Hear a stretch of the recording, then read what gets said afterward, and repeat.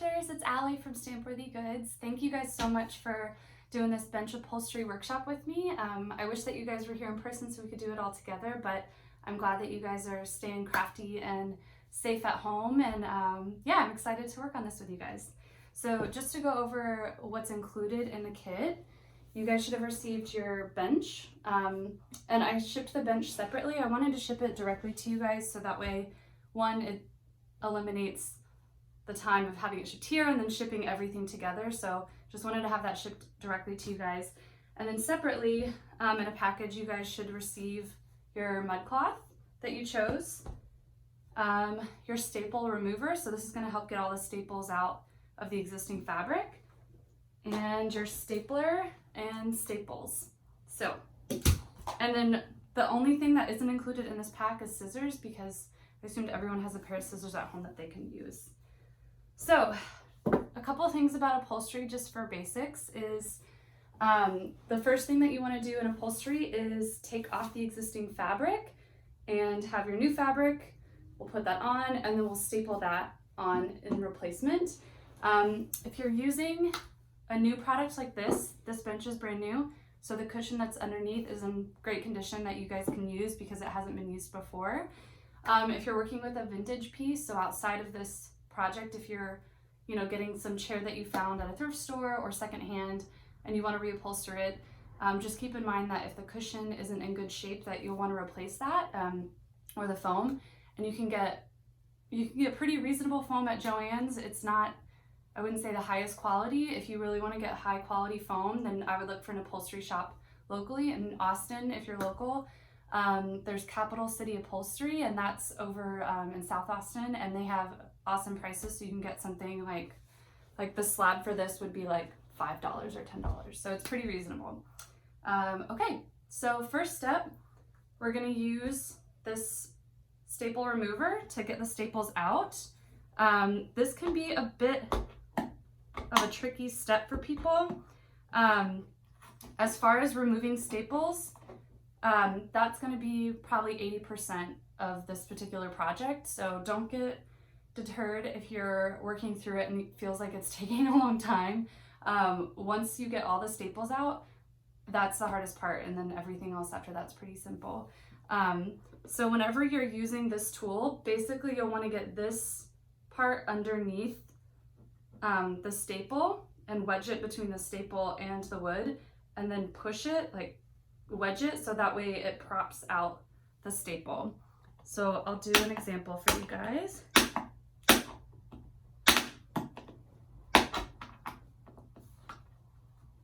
And there are a lot of staples. In classes previously, some people have decided, you know what, I don't mind if they're not all removed. The main goal is to get the fabric off. So if you're at home and you're like, this is not fun and I don't want to get every staple out of this, then you can cut around it, or you can rip the fabric to where the staples still are there, if it's too frustrating and you don't want to deal with it, because you're going to be covering that fabric over anyway. But traditionally you do want to take out all the staples before you add a new fabric in. So that's step one.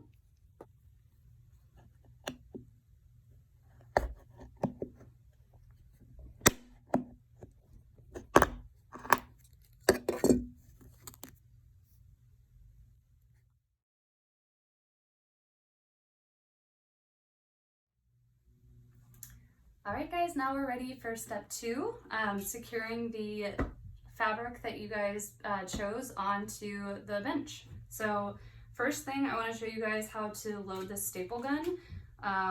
It sounds silly, but this one's a little bit counterintuitive. So you will pinch down the back and pull it out, and often you put staples in the top, right? This one's a little bit different. You'll put it in on the bottom, okay?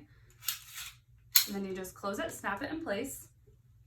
And then as far as fabric, for this project, I cut you guys the right amount of fabric, so there's no question of the fabric size, but typically if you're working on a project and you're not sure how much fabric to cut, the first rule of thumb would be if it's a reupholstery job and you're taking the old fabric off, you can actually use that as a pattern. So you can keep that and keep it in as best condition as you can, and then trace that around the new fabric so that you know how much to cut, because sometimes with different chairs where it's a lot of different corners and shapes, it can be tricky. So that's the best way to do it.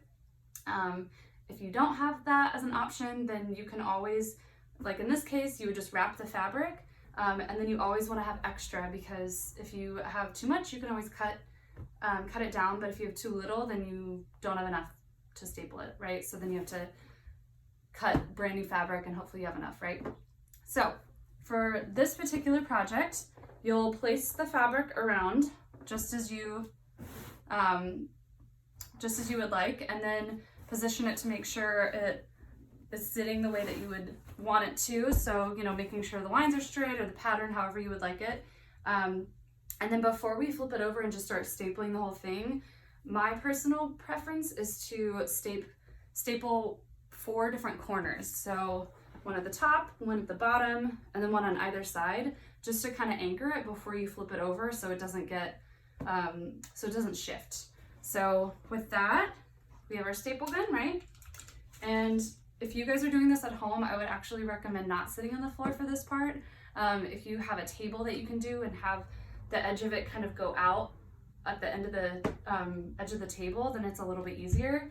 But you basically, oh, and before we start this actually, this black under part that you guys saw and were working with before, this is basically to just cover some of the messier looks of things under a chair or under a bench. It's just to make it more cosmetically appealing. So with, again, a vintage chair, I would totally just throw this away, and then you can get new black under fabric like this from Joann's, and it's really cheap for like a huge cut of it.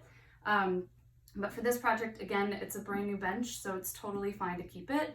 But you'll just want to keep in mind whenever you're stapling to not staple over it, right? You want to keep it open so that you can staple the fabric and then fold this over, and then it covers all of that, okay? So back to doing the 4 corners. We will, it's kind of funny because you're doing it upside down. And again, you can always take this staple out. So if for any reason you feel like you stapled it too tight, you can always remove the staples, because we know how to do that now, right? So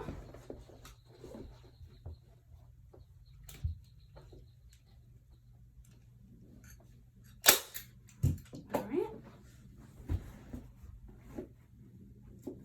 And again, remembering not to staple that black part. Oh, that didn't stay in. All right. So now kind of look, make sure that it's set up how you like. It's not, you know, slanted, or the pattern doesn't look out of whack. And you don't want it to be too tight whenever you're stapling, because you don't want it to be straining the fabric and look like it's really pressed, but you also don't want it to be too loose, because then it can shift whenever you're sitting on it.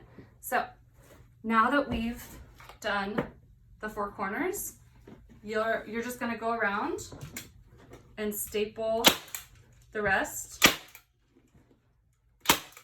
and save the corners for last, because we'll go over that.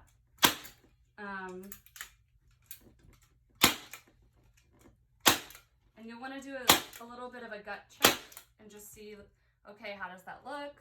Am I pulling too hard? Okay, it looks good. And then you can flip it over and resume.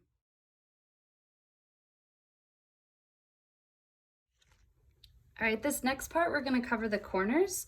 So we're going to wrap it like a present and fold in. You'll basically pull this corner to the top, fold it in, and then pull in a couple from each side. But you basically don't want any of this folded. Like, you don't want it to fold on the other side, because that won't be visibly, you don't want that part to be visible. So with this, there's a little bit of slack here, and that's what you don't want to show. So you'll pull and then kind of smooth it out.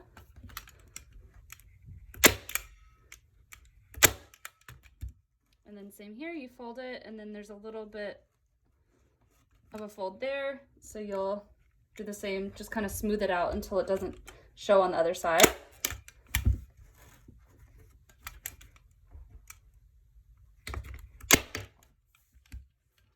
And then for the black part, once you staple everything all around, you're gonna use this black part, but in this case we can fold it to where it doesn't show where the previous staples were, and then just staple it down. And you'll just do that all the way around until it eventually covers it up.